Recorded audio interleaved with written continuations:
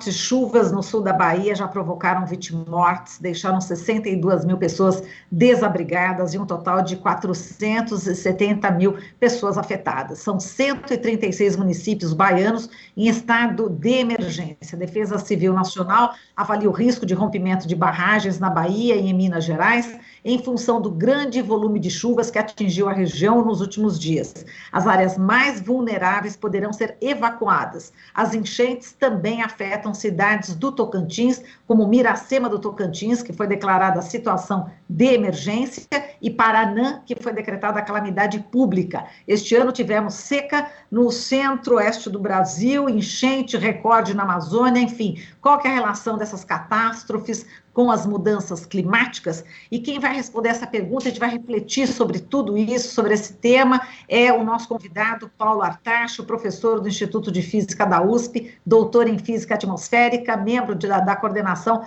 do programa FAPESP de pesquisa sobre mudanças climáticas globais e do painel intergovernamental sobre mudanças climáticas, o IPCC. Olá, Artacho, bom dia, seja bem-vindo. Bom dia, é sempre bom falar com você e seus telespectadores.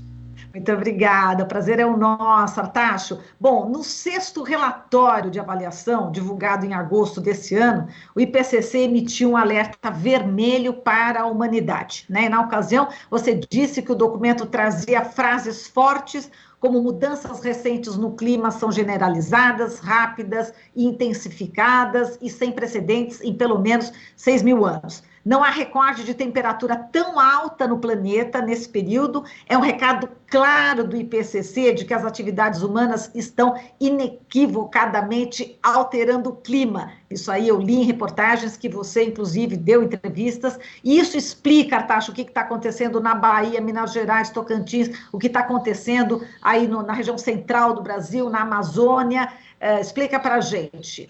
Olha, não há a menor dúvida hoje para a ciência de que as mudanças climáticas globais estão, sim, aumentando significativamente a frequência e a intensidade dos eventos climáticos extremos. O que nós estamos vendo no Brasil, na verdade, está acontecendo em todas as regiões do nosso planeta. Tivemos calor de 52 graus no Canadá neste verão. Né? Tivemos incêndios enormes na Austrália, em várias regiões do planeta, devido ao aquecimento global. Então, essas enchentes são reflexo, sim, das mudanças climáticas, que não são mais uma questão do futuro, mas estão aqui com a gente hoje, e nós precisamos de políticas governamentais que protejam a população mais vulnerável do aumento da frequência e da intensidade destes eventos climáticos extremos. Exato, e as populações menos favorecidas são as que sofrem mais. A gente acabou de falar com Ilhéus, na Bahia, o drama é realmente enorme, muitas pessoas também ainda estão desalojadas, falamos sobre as barragens, né, de mineração. Eu queria que você falasse, Artacho, também sobre essa preocupação, né, que todos nós temos em relação ao nosso presente, não ao futuro. A gente já está vivendo a catástrofe, o colapso já é agora. Sim, não há a menor dúvida. Não se trata propriamente, eu não chamaria de um colapso. Mas, evidentemente, o que nós estamos observando é que essas grandes enchentes secas no Brasil central, este ano o Rio Amazonas esteve no seu nível mais alto dos últimos 110 anos, né? E nós tivemos esta seca no Brasil central que trouxe insegurança energética e insegurança hídrica para a maior parte do nosso país. Então, isso é uma questão hoje já. O que nós precisamos urgentemente é de políticas governamentais, precisamos de um governo que haja, na verdade, atue na defesa do interesse da população, em particular da população mais pobre, que é, em geral, a mais afetada por essas enchentes, como a matéria de vocês também já deixou muito claro. Exato. Agora, Tacho, vamos falar o que que provoca, né? O ser humano é que está provocando tudo isso, e eu queria que você também falasse sobre qual que é a participação do desmatamento da Amazônia também nesse contexto. Veja, nós temos duas grandes fontes de emissões de gases de efeito estufa que estão agravando o aquecimento global. O primeiro é a queima de combustíveis fósseis, né? Queima de gasolina, petróleo, gás natural e assim por diante. A segunda principal fonte de emissões de gás de efeito estufa é o desmatamento das florestas tropicais. Então, essa fonte hoje é responsável por 17% de todo o agravamento que estamos tendo do aquecimento global. O curioso é que não há nenhuma maneira mais rápida, fácil e barata de reduzir emissões do que parar o desmatamento, com montes de benefícios adicionais, como, por exemplo, garantir a continuidade do ciclo hídrico no Brasil Central, que é crítico para o agronegócio brasileiro. Você mantém a biodiversidade e você tem uma série de benefícios para a sociedade brasileira. Então, o que o Brasil precisa é realmente começar a ser inteligente e esperto e deixar de destruir um dos maiores recursos naturais que nós temos, que é basicamente os nossos ecossistemas. Isso vale não só para a Amazônia, mas vale para o Cerrado, para o semiárido e assim por diante. Então nós precisamos urgentemente, como sociedade, de políticas governamentais que preservem os ecossistemas naturais, porque eles são chaves para o presente e o futuro do nosso país. Exato. Agora, falando em políticas governamentais, Artacho, a gente frequentemente, semanalmente, está colocando aqui muitos especialistas na área do meio ambiente, e é recorrente, quer dizer, existe a destruição de diversos biomas brasileiros neste governo Bolsonaro, se acirrou, se acelerou. Agora, não dá realmente para esperar algo no sentido positivo deste governo. Eu queria que você falasse qual que é a saída, enfim, a saída é a urna, qual que é a sociedade civil também mobilizada, os cientistas, os ativistas, as pessoas comuns, como você já falou também, não precisa ser nem um cientista para saber que as mudanças climáticas estão aí, né? É isso, né, Artacho? Sem dúvida nenhuma, obviamente, a questão de eleger representantes que defendam o interesse da população e não do crime organizado na Amazônia e não do garimpo ilegal em terras indígenas, como nós temos no atual governo, isso é fundamental, né? Mas também nós precisamos do engajamento de toda a sociedade, do setor privado, dos empresários, já que, por exemplo, o desmatamento da Amazônia tornou a imagem do país, fora daqui do Brasil, absolutamente nós somos vistos como os grandes destruidores dos recursos naturais do planeta como um todo. Obviamente, isso joga muito contra o Brasil, a nossa imagem no exterior está a pior possível e dá para entender por quê, né? Então, nós precisamos reverter esse quadro, obviamente, com um novo governo, isso vai ajudar muito, mas também nós temos que engajar o legislativo e o poder judiciário, porque é importante a gente entender que 99% dos incêndios na Amazônia e do desmatamento são atos criminosos, são invasões de terras públicas, são invasões de terras indígenas. A Amazônia corresponde a 60% do território nacional. Então, se você pensar que em 60% do território nacional a Constituição brasileira não está sendo respeitada, né? Isso é muito preocupante como sociedade. Né? E, na verdade, nós temos que parar estas atividades criminosas, porque qualquer desenvolvimento que seja minimamente sustentável para a região amazônica tem que ser baseado na legalidade, num acordo entre a nossa sociedade e não meramente criminosos que vão roubar o patrimônio público, como está acontecendo agora. Exato. Agora vamos aprofundar um pouquinho essa questão do empresariado brasileiro, né? Quer dizer, seria benéfico até para o próprio negócio, né? Do empresário, a preservação da natureza, né, Artacho? Sim, é importante a gente perceber que existe duas grandes correntes no agronegócio. Quer dizer, existe o agronegócio realmente predatório.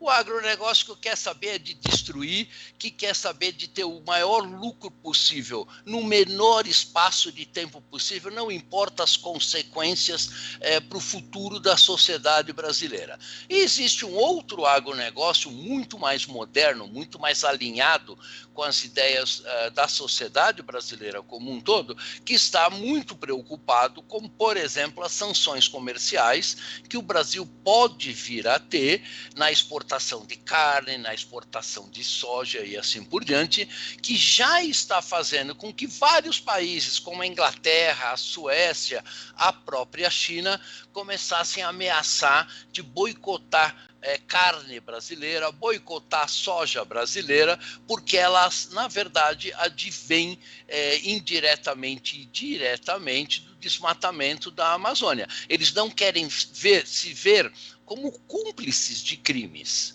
Então, isto faz muito sentido e várias grandes companhias brasileiras já estão se preocupando em demasiado e fazendo pressões no atual governo federal para reverter este processo de destruição.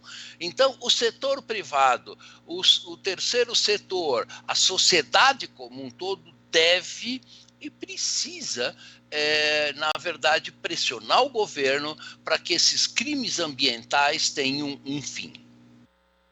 E, Artacho, você diz que a gente está mascarando cerca de 1/3 do aquecimento que já ocorreu. Eu queria que você explicasse esse termo. Sim, é importante a gente perceber que nós temos componentes no sistema climático que aquecem, como, por exemplo, o dióxido de carbono e os gases de efeito estufa, e temos componentes que resfriam o clima, que são as partículas de aerossóis atmosféricos. Estas, quando são jogadas para a atmosfera, de onde elas vêm? Elas vêm da poluição do ar urbana e das queimadas na Amazônia.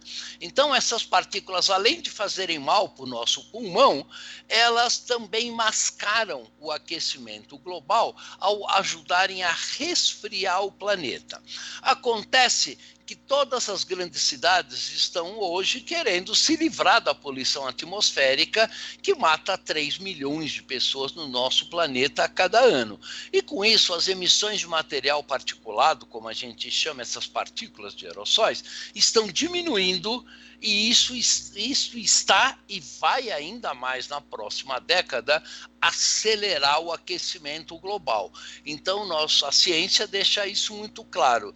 Nós vamos ter uma aceleração do aquecimento global nas próximas 2 ou 3 décadas, e é mais uma razão pela qual nós precisamos agir rapidamente para zerar o desmatamento da Amazônia até 2028, como o atual governo se comprometeu na COP26, que foi a Conferência das Partes das Mudanças Climáticas que aconteceu em Glasgow. Isto é absolutamente estratégico para o Brasil, zerar o desmatamento em 2028. Isso é possível, isto é desejável pela sociedade brasileira, mas nós precisamos de um governo sério, de um governo competente que implemente políticas públicas para zerar esse desmatamento até 2028. Também é preocupante a elevação do nível do mar, não é isso, Artacho? Aqui no Brasil, enfim, no mundo, mas aqui no Brasil você tem dados, assim, realmente exemplos alarmantes, né, em relação a algumas cidades. Eu gostaria que você falasse também. Exatamente. O Brasil tem vulnerabilidades muito importantes em relação às mudanças climáticas globais, né? Isso ficou muito claro no último relatório do painel intergovernamental de mudanças climáticas. E uma delas é a nossa extensa área costeira. São 8.000 quilômetros de praias, E o nível do mar está aumentando já hoje rapidamente, e as previsões são de que aumente de 1 metro a 1,5 metros ao longo deste atual século, e ao longo dos próximos 300 ou 400 anos, o aumento do nível do mar pode ser da ordem de 15 metros se não reduzirmos as emissões de gases de efeito estufa.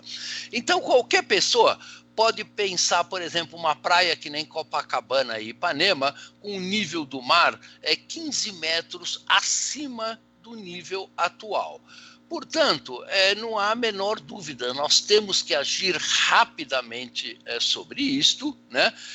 Toda a ciência hoje é muito sólida nessa questão. Nós já sabemos como reduzir as emissões através do uso de energia solar, uso de energia eólica, eletrificação do transporte coletivo e transporte individual. As soluções todas já estão aqui em cima da mesa. Basta que os governos implementem estas medidas, e a sociedade precisa disso urgentemente. Inclusive, Artacho, tem locais no planeta que a situação já ficou irreversível, né? Não há a menor dúvida, por exemplo, o aumento do nível do mar, ele é irreversível. Por que isso, né?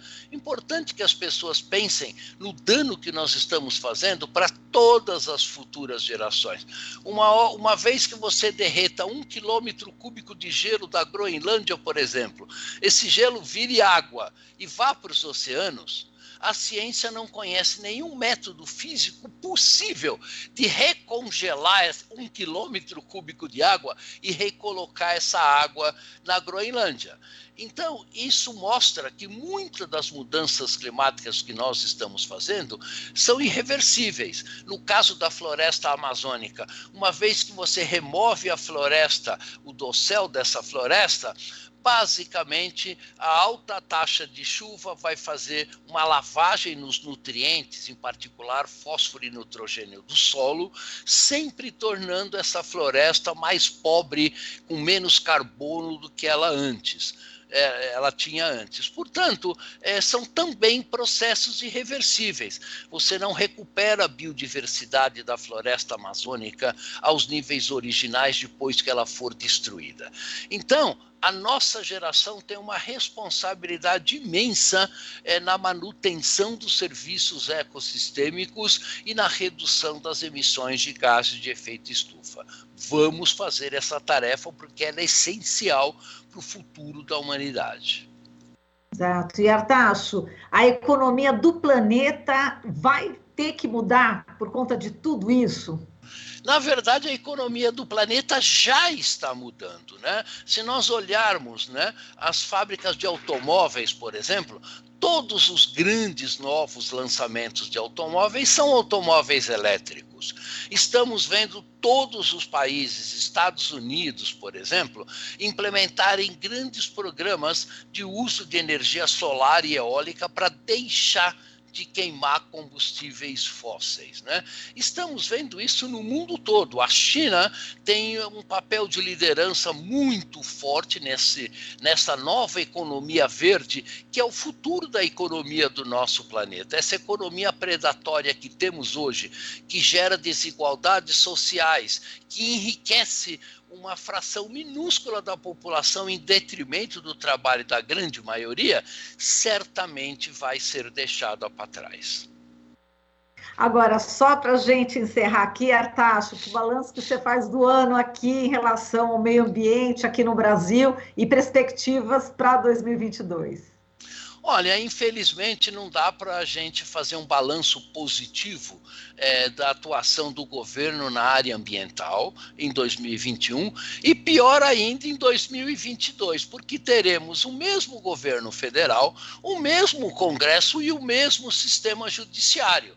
Os três juntos, em conjunto, é que estão fazendo esse estrago enorme no clima do nosso planeta e no clima do nosso país. Então, não dá para ter esperanças muito fortes em 2022. Parte da legislação que foi construída ao longo de 20 anos, né, de proteção ambiental foi destruída pelo atual governo. Nós temos a ciência que ajuda muito no enfrentamento das questões associadas com as mudanças climáticas, sendo dizimada no nosso país, com cientistas jovens brilhantes saindo do Brasil, indo para os Estados Unidos, para a Europa, pela falta de oportunidades de conseguir fazer ciência no nosso país. Então, infelizmente, essa é a realidade de 2021 e que nós acreditamos que só vai se agravar em 2022. Portanto, nós temos que minimizar em 2022 o dano que o atual governo está fazendo na questão ambiental no Brasil, tentar ajudar a diminuir o mínimo possível os prejuízos futuros da nossa sociedade e esperar que em 2023 tenhamos um governo que efetivamente represente a população e não somente o crime organizado ou os grandes conglomerados que exploram os recursos naturais do Brasil de maneira não sustentável. Tá certo. Artacho, a gente agradece aqui a sua participação. Forte abraço para você. Obrigada por tudo neste ano. E esperamos Eu que estar agradeço. juntos. Muito obrigado, gente. Tchau, tchau. Um abraço. Um abraço. Até mais. Falamos aqui com o Paulo Artacho, professor do Instituto de Física da USP, doutor em Física Atmosférica, membro da coordenação do programa FAPESP de pesquisa sobre mudanças climáticas globais e do painel intergovernamental sobre mudanças climáticas, o IPCC. Você está ouvindo Jornal Brasil Atual. As notícias que os outros não dão.